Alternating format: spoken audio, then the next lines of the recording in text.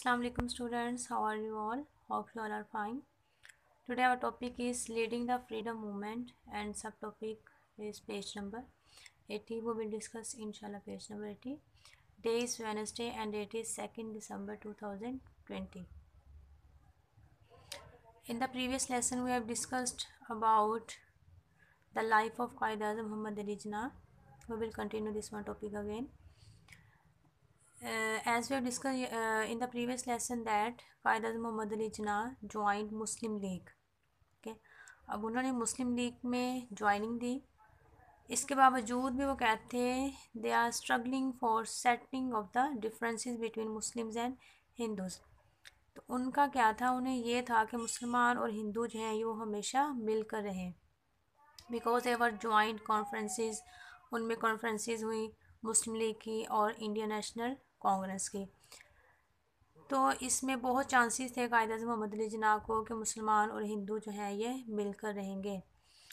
इन लखनऊ इन 1916 दे signed agreement.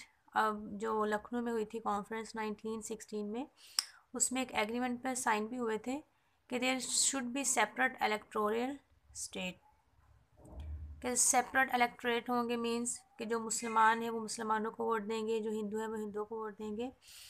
तो इसका मकसद भी यही था कि मुसलमान और हिंदू जो हैं उनमें जो डिफरेंसेस हैं, उनमें जो भी क्रूल है, उनमें जो भी लड़ाई झगड़े हैं वो ख़त्म हो जाए. British was agree with this one agreement but Congress refuse this. अब ये जो एग्रीमेंट साइन हुआ था 1916 में कि सेपरेट इनके क्या होने चाहिए, कैंडिडेट्स होने चाहिए, इनको ब्रिटिश ने तो कर लिया, एक्सेप्ट किया, लेकिन कांग्रेस थी उन्होंने क्या रिफ्यूज़ कर दिया. तो इन 1920 जो गांधी था उसको पावर मिल गई कांग्रेस की. ठीक है, वो लीडर बन गया कांग्रेस में. तो अब गांधी का जो था उसका ये एम था कि हिंदू शुड लीड, कि जो हिंदू है वो हुक्मरानी करे मुसलमानों के ऊपर. तो जब ये सिचुएशन देखी कायद अज़म मोहम्मद अली जिन्ना ने, तो उन्होंने जिन्ना रिज़ाइंड फ्रॉम बोथ, कि उन्होंने मुस्लिम लीग से भी रिज़ाइन दे दिया और इंडियन नेशनल कांग्रेस से भी रिज़ाइन दे दिया. And he issued 14 points in 1929. तो फिर कायद अज़म मोहम्मद अली जिन्ना ने 1929 में 14 पॉइंट्स दिए. वो 14 पॉइंट्स जो थे वो बहुत इम्पोर्टेंट थे for the Muslims as well as for the Hindus. अगर आप देखें तो उन 14 पॉइंट्स को फिर भी गांधी ने एक्सेप्ट नहीं किया. तो first one, here are only 4 main points. First one is federal government. A federal government for an independent India which with rights of minorities recognized. अब ऐसी गवर्नमेंट हो कि जिसमें मेजोरिटी के साथ साथ माइनॉरिटीज़ के राइट्स को भी देखा जाए. मींस हिंदू सिर्फ अपने राइट्स ना देखे बल्कि जो मुसलमानों के राइट्स हैं वो भी उन्हें दिए जाएं. Second one is 1/3 seats for the Muslims. किस जो भी सीट्स आती हैं, जो भी जॉब्स आती हैं, उनमें जो 1/3 सीट्स हैं वो किन के लिए होनी चाहिए, मुसलमानों के लिए होनी चाहिए.